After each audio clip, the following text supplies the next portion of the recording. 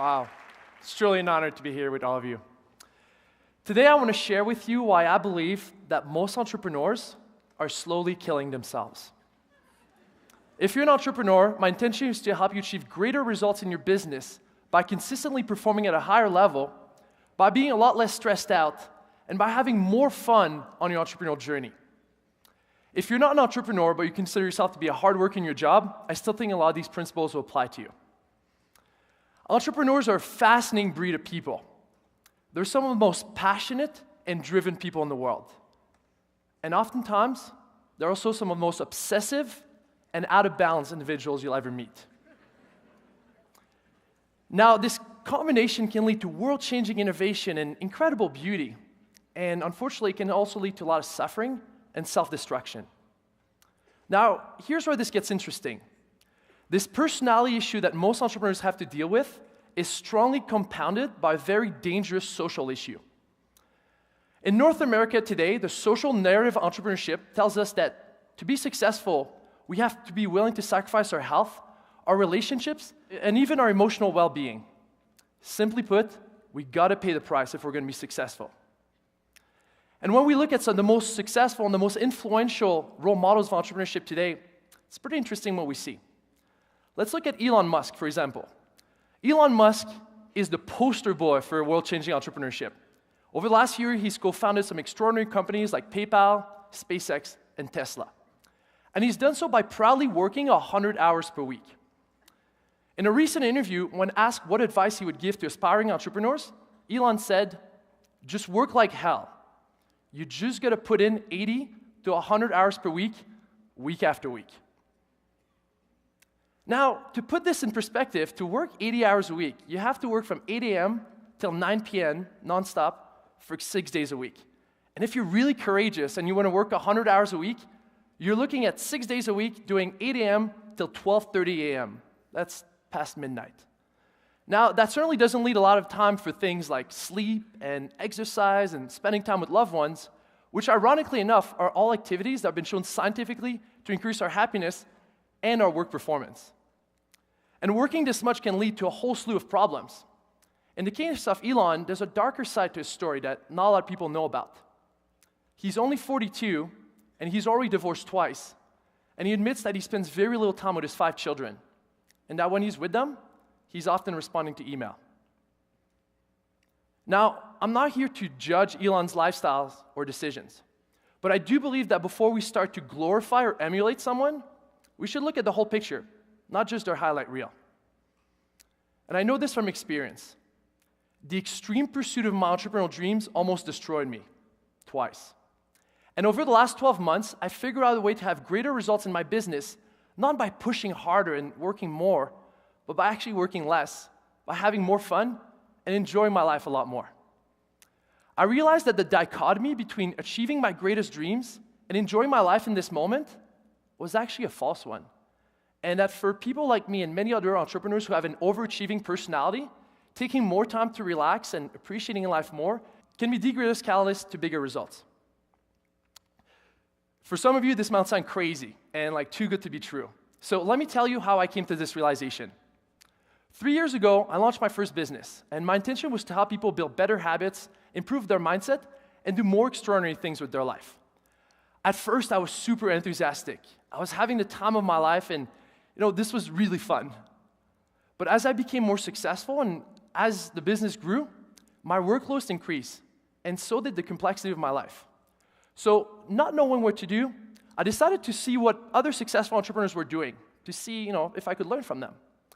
When I found out that Mark Zuckerberg spends routinely 16 hours a day at the Facebook office, I figured he was probably a good example to follow. I mean, things have worked out pretty well for him last few years.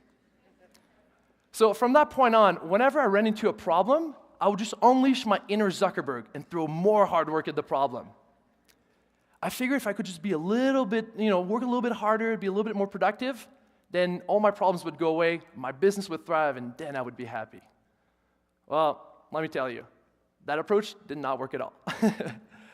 Within a few months, I'd run myself into the ground. I was stressed out of my mind, and I felt like there must be something wrong with me because I just wasn't able to work as much as Mark Zuckerberg.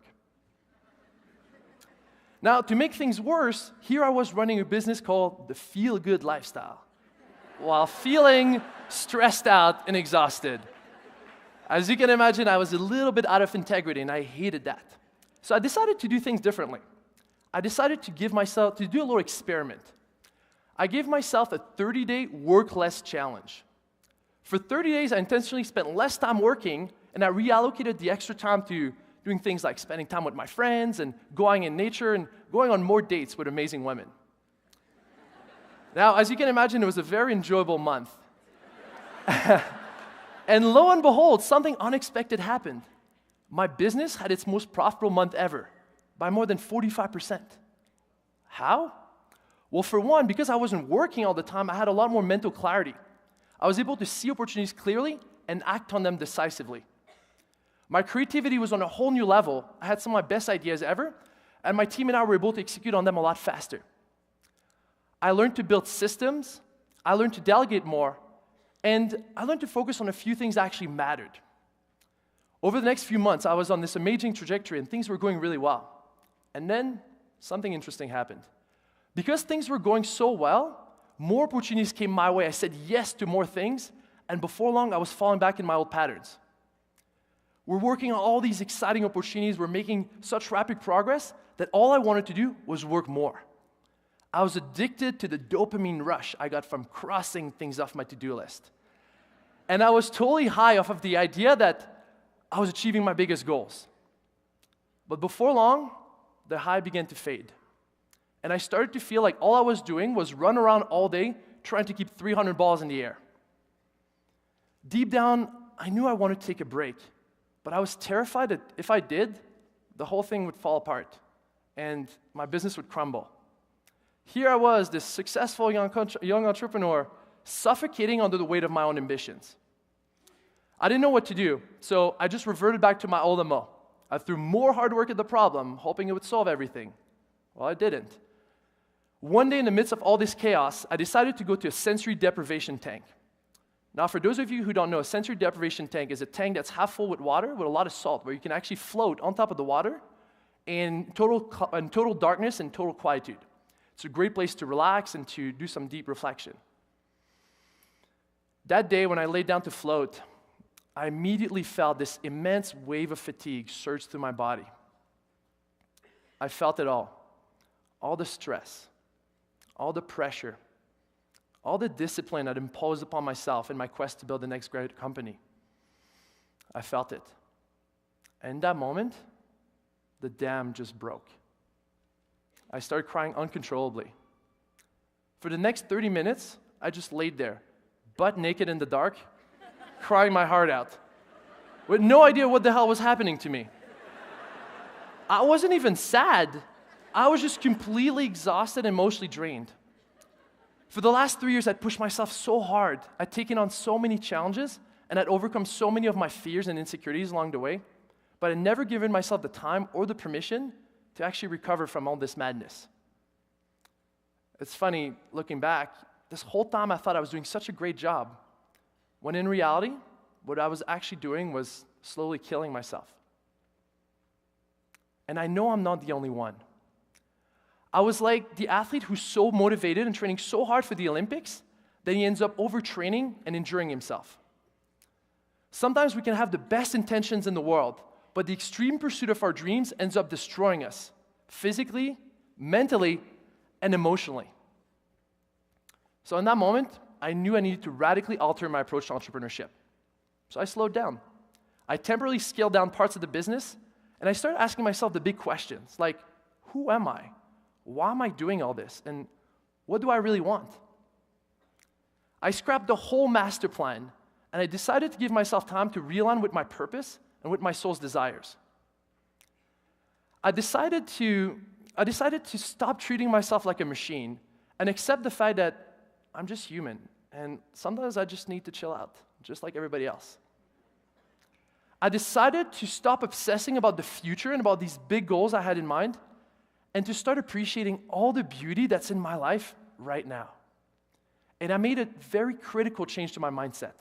I let go of the idea that the amount of success I get is directly correlated to the number of hours I worked. I just let that go. And then magic started to happen. If we zoom out of entrepreneurship for just a second and we look at different fields, we can get a very different perspective on what it takes to achieve sustainable, extraordinary performance over time. Let's look at elite athletes, for example. In a 12-month year, elite athletes go through 4 seasons. They have the preseason/training camp, they have the regular season, they have the playoffs, and then they have the off-season. We never question the fact that the best athletes in the world take 4 months off a year to recover and build themselves back up for next year. But if an entrepreneur was to do that, we would think they're crazy. Let's look at rock stars. Now, they operate in a very different way. They're not concerned about working slow and steady long hours. The way they structured their life is that they prepare for their performance, they perform, and then they recover. What would happen if, as entrepreneurs, instead of working all these long hours, we looked at our life in terms of preparing for performance, performing brilliantly for just a few hours, and then recovering until our next performance? What would that do for our business? And finally, if we look at artists like painters, they're not obsessed about their productivity and how many hours they work. What they focus on is on getting in a state of alignment and flow so that their greatest work can emerge. What would happen if, as entrepreneurs, we weren't so obsessed with the volume of our output and the number of hours we put in the office, and instead, we focused on creating the most amazing, beautiful work? What would that do? To give you an example of these principles in action, this month, my business is well on its way to having another record month in profit.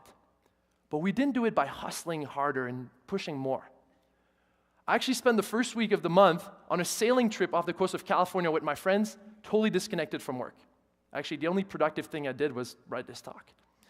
And the second week of the month, I worked about 30 hours. And yet, we're achieving greater results than ever. And it's a lot easier. And that feels really good, especially after all the hard work. Now, I don't have all the answers, and this is a highly personal topic. It's different for me and you and everybody else. Maybe for Elon Musk, working 100 hours a week really is optimal. Or maybe he's not succeeding because of his crazy work schedule, but rather, in spite of it. Maybe Elon could be doing even better. I don't know. But what I do know is that one of the most important traits of successful entrepreneurs is that we constantly test our assumptions. So let me ask you this.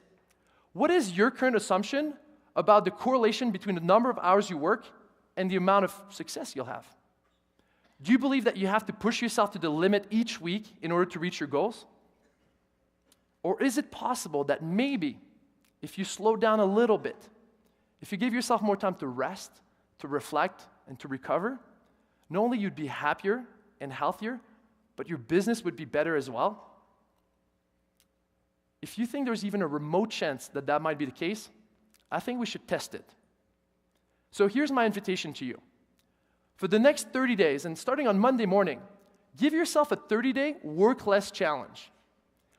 Whatever amount of work you're currently doing, scale it down by 25%.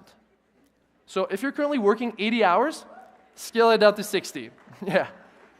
And if you're working 60 hours, take it down to 45. And then start to track the results.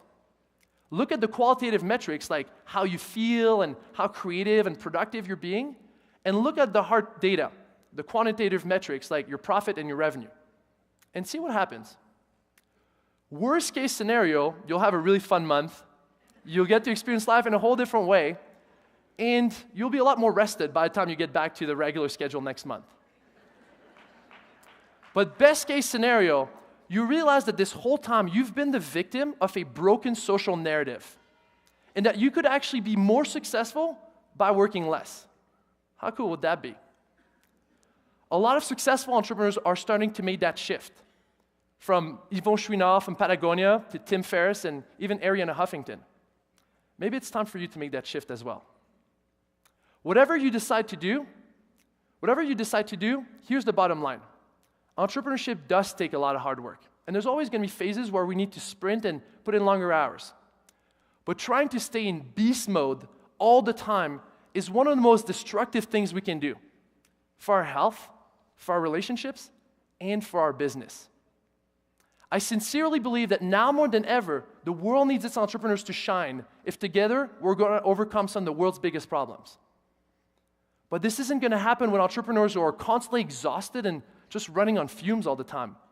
It's going to happen when entrepreneurs who are inspired and energized because they're aligned with the natural rhythm of their body. So here's the good news. From what I've learned, you don't need to work yourself to death to succeed. But what you do need to do is find the optimal recipe for you so that every day you can bring your greatest work to life and so that you can feel totally and fully alive on the path to achieving your greatest entrepreneurial dreams. Thank you.